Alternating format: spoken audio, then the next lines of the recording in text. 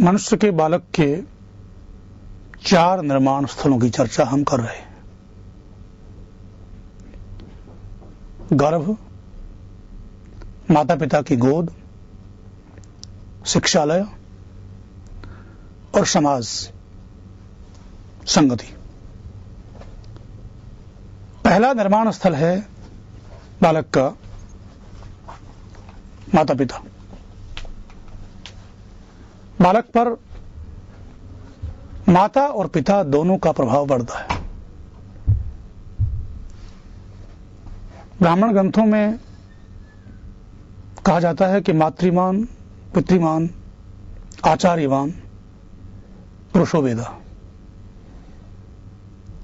जिसको 3 उत्तम शिक्षक प्राप्त होते हैं, माता, पिता और आचार्य, अध्यापक, वो बालक आगे चल करके दिव्य बनता है, राष्ट्र का योग्य नागरिक बनता है। दोनों का प्रभाव, माता का भी, पिता का भी, और उसके बाद आचार्य का भी प्रभाव बालक पर पड़ता है। हम बालक के प्रथम निर्माण स्थल की चर्चा कर रहे हैं,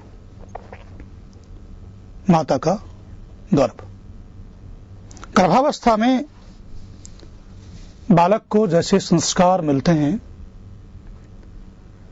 जैसे उस बालक के माता और पिता का आचार व्यवहार होता है, विशेष रूप से माता का, वैसा ही बालक का निर्माण होता है। माता जैसा चाहे वैसा ही बालक को बना सकती है। इसीलिए सनातन धर्म का सिद्धांत है, माता निर्माता भवति, माता निर्माण करने वाली होती है। और पिता का भी योगदान कम नहीं है। भगवान श्री राम वन में भाई लक्ष्मण और सीता के साथ विराजमान है।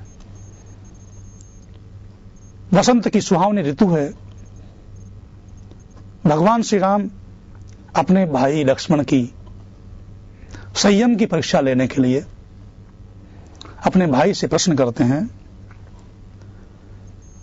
पुष्पम दृष्ट्वा फलम दृष्ट्वा दृष्ट्वा योषित यौवनम त्रीणि रत्नानि दृष्ट्वैव कश्चनो चलते मनः। हे भाई लक्ष्मण, फल को देखकर, सुगंधित पुष्प को देखकर, पके हुए फल को देखकर, यौवन से मदमाती स्त्री को देखकर, इन 3 रत्नों को देख करके किसका मन चलायमान नहीं होता? बताओ। लक्ष्मण, जिसे यति कहा जाता है,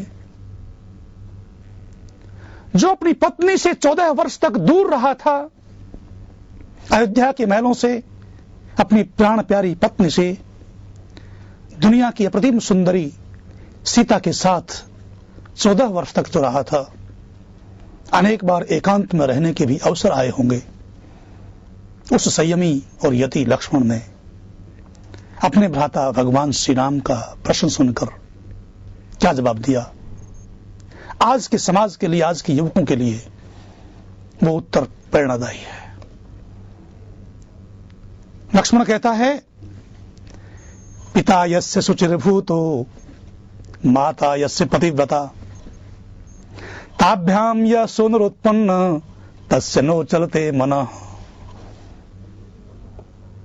भ्राता श्री राम, पिता जिसका सदाचारी है, माता जिसकी पतिव्रता है, ऐसे माता और पिता से जो संतान पैदा होती है, उसके सामने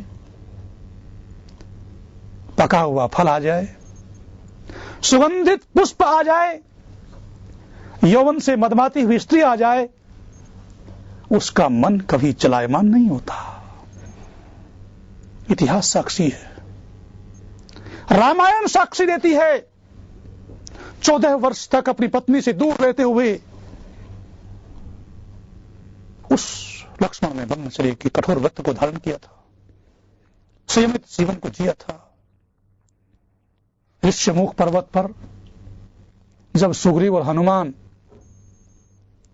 सीता के डाले हुए गहनों को राम जी को दिखाते हैं कि इधर से कोई महिला गई है, राक्षस राज रावण उसको अपहरण करके ले जा रहा था, उस देवी ने ये आभूषण हमारी तरफ फेंके हैं, कहीं ये आपकी पत्नी सीता के तो नहीं है। भगवान श्री राम उस समय लक्ष्मण से कहते हैं, भाई सीता के वियोग में मेरी बुद्धि काम नहीं कर रही, मेरा मन विचलित हो रहा है। हे भाई, तुम इन गहनों को पहचानो, क्या ये गहने देवी सीता के हैं?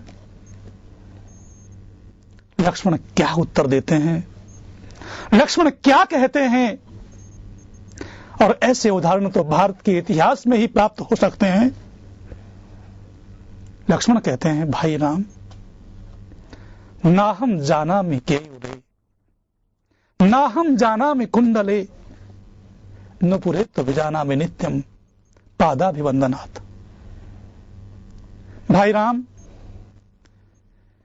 मैं अपनी भाभी मातृतुल्य सीता की बाजू बंधों को नहीं पहचानता। भाई, मैं तो सीता माता के कानों के कुंडलों को भी नहीं पहचान पा रहा हूं। मैं तो केवल माता सीता जो पैरों में जो आभूषण पहनती थी, केवल उन्हीं को पहचान सकता हूं, क्योंकि मैंने कभी भी माता सीता के चेहरे की तरफ आंख उठा करके देखा ही नहीं। मुझे नहीं मालूम ये बाजूबंद, ये कानों के कुंडल सीता के हैं या किसके हैं, पर हां, ये जो पैरों के आभूषण हैं, ये निश्चित रूप से माता सीता के हैं। ऐसा पुत्र दशरथ और सुमित्रा ने तपस्या के बाद लक्ष्मण को पैदा किया था। पिता यस्य शुचिर्भूतो, पिता दशरथ उसके सदाचारी थे, माता यस्य पतिव्रता, माता सुमित्रा उसकी पतिव्रता थी। इन दोनों से पैदा हुआ ये पुत्र लक्ष्मण, इसका मन कभी चलायमान नहीं हुआ। भारत का इतिहास भरा पड़ा है